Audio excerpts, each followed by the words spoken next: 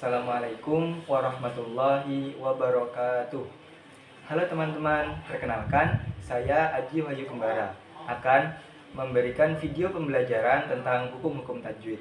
Tapi sebelum masuk ke video pembelajaran, mari kita like, komen, dan subscribe video saya agar saya lebih semangat untuk konten selanjutnya. Sebelum kita masuk ke pembahasan hukum-hukum tajwid, alangkah baiknya kita tahu apa sih itu tajwid.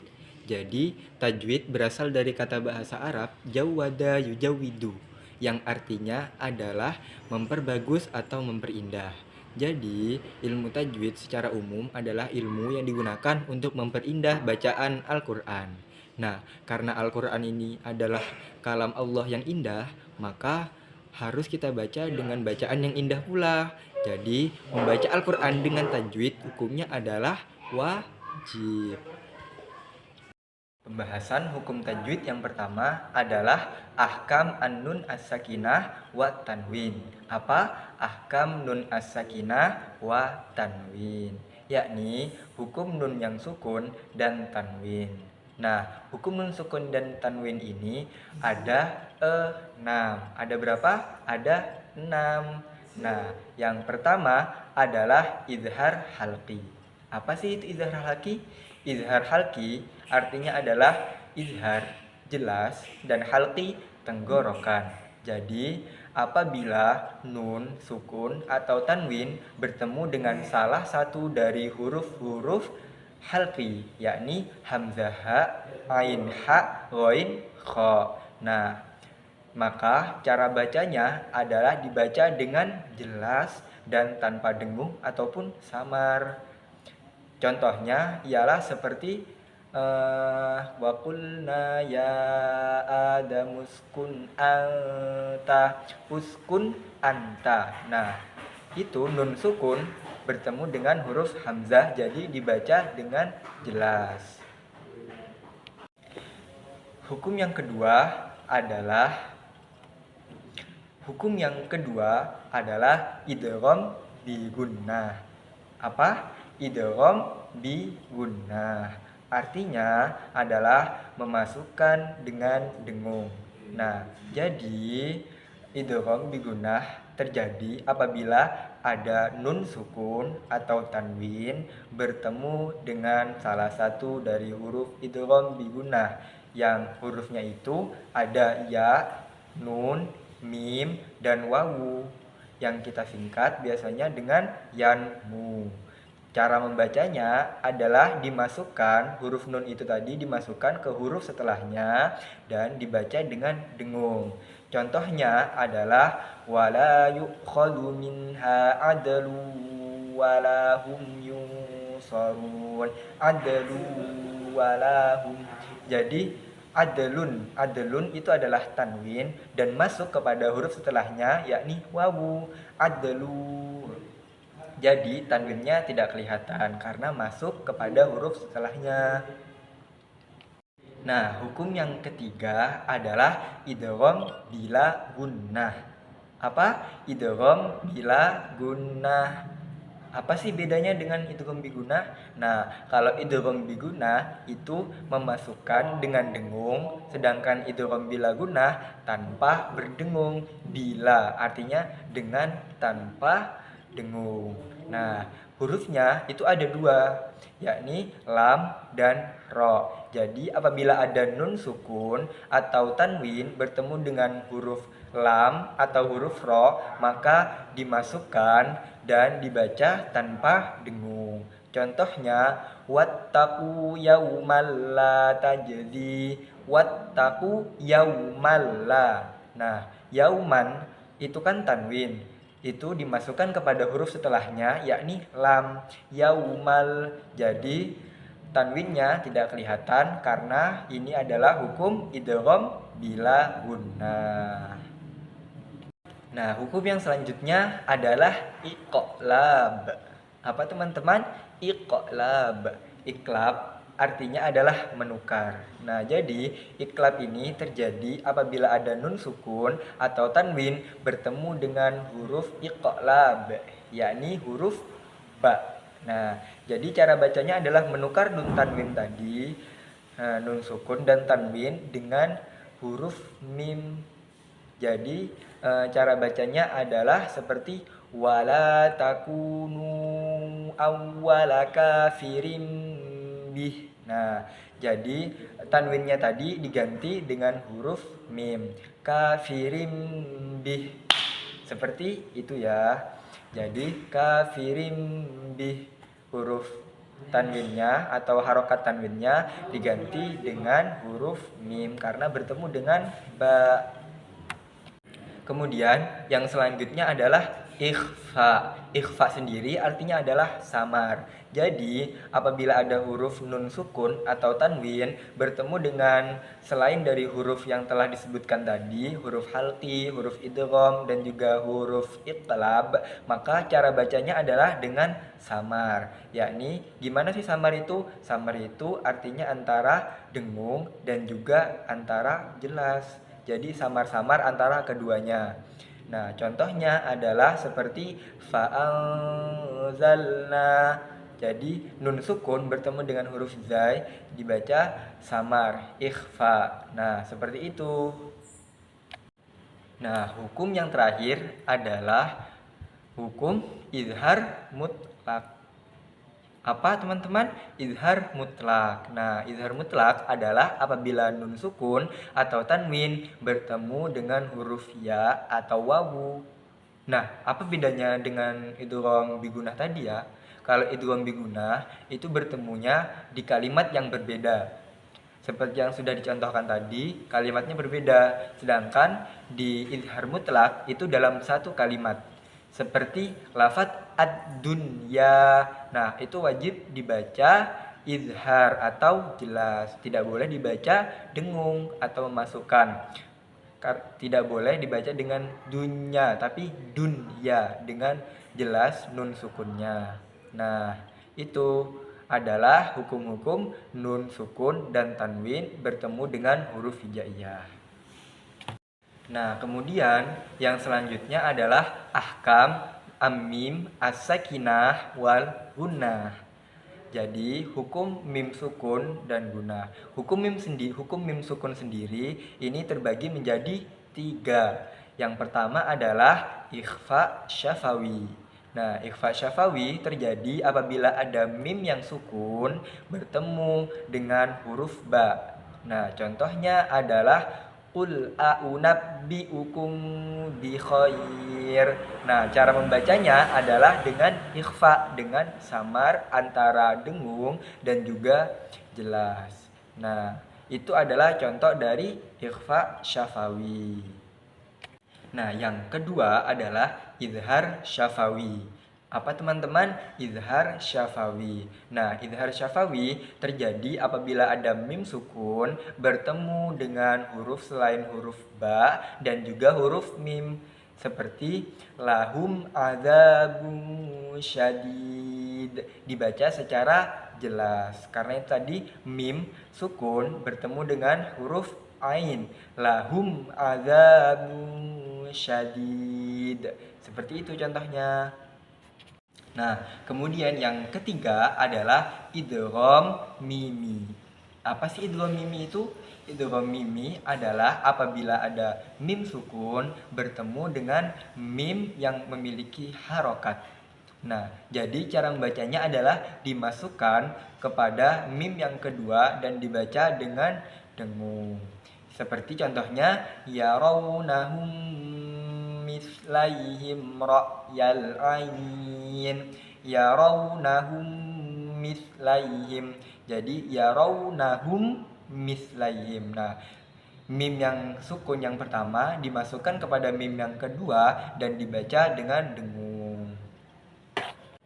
Nah, kemudian hukum gunnah ini terjadi apabila ada nun yang bertasydid ataupun mim yang bertasydid. Contohnya adalah seperti zuyyina linnasi hubbus syahawat. Nah, linnas. Nah, itu cara membacanya adalah dengan dengung yang panjangnya itu sekitar 1 alif atau 2 harokat. Kemudian kita masuk ke pembahasan mat. Jadi mat ini ada 2, mat asli dan mat far'i. Apa teman-teman? Mad asli dan mad far'i. Nah, mad asli ini yang kita kenal sebagai mad tabi'i. Apa sih itu mad tabi'i? Jadi, mad tabi'i apabila ada huruf yang menyandang harokat fathah bertemu dengan alif, atau dhammah bertemu dengan wawu, atau kasroh bertemu dengan ya. Contohnya adalah seperti wa'atul yatama, wa'atu. Nah, ada hamzah berharokat fathah bertemu dengan alif. Jadi dibaca kira-kira panjangnya itu satu alif atau dua harokat. Kemudian yang kedua ada mad far'i. Jadi mad far'i ini sebenarnya ada banyak, tapi saya ambil hanya 6 saja untuk meringkas waktu. Nah, jadi yang pertama ada mad wajib muttasil. Apa sih mad wajib muttasil itu? Mad wajib muttasil adalah apabila ada mad tabi'i bertemu dengan huruf hamzah dalam satu kalimat. Nah, jadi wajib dibaca panjang 3 alif atau 6 harokat. Contohnya adalah seperti wala tu'tus sufaha. Nah, as-sufaha amwalakum, as-sufaha. Nah, itu adalah mad tabi'i sufaha bertemu dengan huruf hamzah dalam satu kalimat yang sama. Nah, itu adalah mad wajib muttasil. Selanjutnya ada mad jaiz munfasil. Nah, mad jaiz munfasil itu sama seperti mad wajib tadi. Cuma bedanya apabila mad wajib tadi bertemu hamzah dalam satu kalimat, sedangkan mad jaiz bertemu hamzah dalam kalimat yang berbeda. Contohnya wabtalul yatama hatta idza balagun nikah. Nah, jadi hatta idza ada mad tabi'i hatta bertemu dengan hamzah idza. Nah, jadi boleh dibaca satu alif atau dua harokat, atau 2 alif atau 4 harokat, atau 3 alif atau 6 harokat. Nah, selanjutnya adalah mad silah tawilah. Mad silah tawilah adalah apabila ada hak dhamir yang bermakna huwa bertemu dengan huruf hamzah, dan sebelum hak dhamir itu adalah huruf yang menyandang harokat, bukan huruf yang berharokat sukun. Jadi dibaca dengan panjang 1 sampai 2,5 alif. Contohnya adalah fa in kana lahu ikhwah.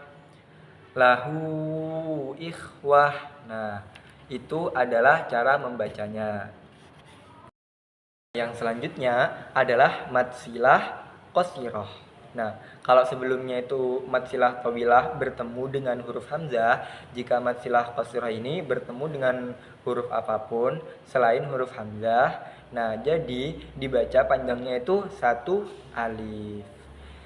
Seperti contohnya wa yata'adda hududahu yudkhilhu nara. Hududahu yudkhilhu nara. Seperti itu. 1 alif. Nah, terus ada yang namanya mad badal. Nah, mad badal ini apabila ada huruf hamzah yang berharokat bertemu dengan huruf hamzah kedua yang berharokat sukun. Contohnya adalah amanu, yang sebenarnya itu adalah amanu, amana yu'minu. Tapi karena ini berlaku hukum mad badal, jadi hamzah yang kedua itu diganti dengan huruf alif. Maka dibaca panjangnya adalah 1 alif atau 2 harokat. Contohnya ada banyak seperti ya ayyuhalladzina amanu. Seperti itu. Terus ada yang namanya mad iwad. Nah, mad iwad adalah apabila ada huruf yang menyandang fathah tanwin di akhir kalimat yang dibaca secara waqaf atau berhenti. Contohnya adalah innallaha kana tawwabar rahima. Maka dibaca panjang satu alif atau dua harokat. Nah, kemudian kita sudah sampai kepada ahkam ar-ra. Jadi hukum-hukum yang menjelaskan cara baca huruf ra. Jadi cara baca huruf ra ini ada 3. Ada berapa teman-teman? Ada 3. Yang pertama ada tafkhim yang artinya dibaca dengan tebal, dan yang kedua ada tarqiq artinya dengan tipis, dan yang ketiga ada caranya dengan jawazul wajhain artinya boleh dibaca secara tebal ataupun secara tipis. Nah, jadi huruf ra yang dibaca secara tebal ini ada banyak syaratnya. Tapi yang secara ringkasnya adalah huruf ra yang memiliki harokat fathah atau huruf ra yang berharokat dhammah. Contohnya adalah la tuhillu sya'airallah. Ra sya'airallah. Jadi ra-nya dibaca tebal. Nah, kemudian yang dibaca secara tarqiq atau tipis adalah huruf ra yang berharokat secara kasroh, yakni wala yajrimannakum ri. Jadi ra-nya dibaca secara tipis atau tarqiq. Kemudian huruf ra yang jawazul wajhain atau boleh dibaca secara tebal ataupun tipis adalah huruf ra yang sukun dan didahului oleh huruf berharokat kasrah, dan setelahnya adalah huruf isti'la. Contohnya adalah fi qirtas. Nah, ra-nya ini boleh dibaca secara tebal ataupun secara tipis. Akhirnya kita sampai kepada pembahasan lafadz jalalah. Nah, lafadz Allah itu bisa dibaca tafkhim dan juga bisa dibaca tarqiq. Nah, ketika dibaca tafkhim itu apabila didahului oleh huruf yang berharokat fathah atau berharokat dhammah. Contohnya adalah annama Allah. Jadi dibaca secara tebal, ma'allah. Nah, kemudian yang tarqiq atau yang dibaca dengan tipis adalah yang didahului dengan harokat kasroh, seperti qulillah, qulillah. Jadi dibaca dengan tipis. Selanjutnya ada hukum qalqalah, artinya memantul. Jadi apabila ada huruf qalqalah yakni ba, jim, dal, to, qaf yang kita singkat baju di toko. Nah, apabila huruf baju di toko ini ada yang berharokat sukun dan di tengah kalimat, maka dinamakan sebagai qalqalah sughra, artinya kecil. Jadi memantulnya ini dengan ringan. Seperti la yu'minan nabihi qabla mauti, qabla mauti. Nah, qabla ba sukun dibaca memantul secara ringan.